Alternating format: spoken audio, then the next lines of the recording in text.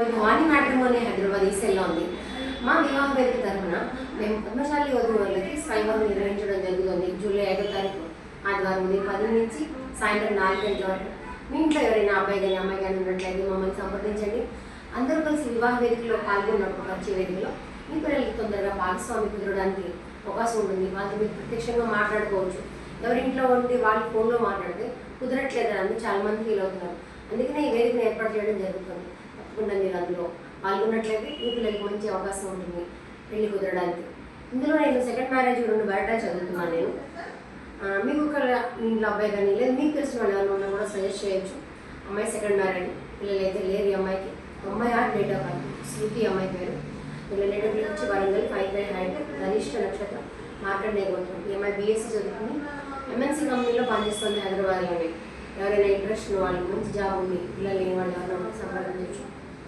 Well settle family కావాలనుకుంటున్నారు వాళ్ళు. ఎవరైనా ఇంట్రెస్ట్ ఉంటే కాంటాక్ట్ చేయండి. ఒక అబ్బాయి అమ్మాయి ఉన్నారు వాళ్ళ అమ్మకి, తెలంగాణకి. ఫాదర్ బిజినెస్, ఈ అమ్మాయి ఎప్పటికే ఉంటుంది. ఎవరైనా ఇంట్రెస్ట్ ఉన్న వాళ్ళు కాంటాక్ట్ చేస్తే తప్పకుండా నేను ఈ అబ్బాయి కుదరడానికి అవకాశం ఉంటుంది. ఇంకొకటి మాధవి డేట్ ఆఫ్ బర్త్. ఈ అమ్మాయి కూడా second marriage, 86 date of birth. ఈ అమ్మాయి మార్కండే గోత్రం. ఈ అమ్మాయి కూడా లెక్చరర్గా జాబ్ చేస్తుంది హైదరాబాద్లోనే. ఇంట్లో ఎవరైనా జాబ్ చేసే అమ్మాయి కావాలి. నేను అందరూ సాఫ్ట్వేర్ చేస్తున్నారు, కొంతమంది సాఫ్ట్వేర్ వాళ్ళు ఇష్టపడట్లేదు. లెక్చరర్గా అయితే టైమింగ్స్ లిమిటెడ్గా ఉంటాయని చాలామంది భావిస్తున్నారు. అలాంటి వాళ్ళకి ఎంఐ మ్యాచ్ అవుతుంది.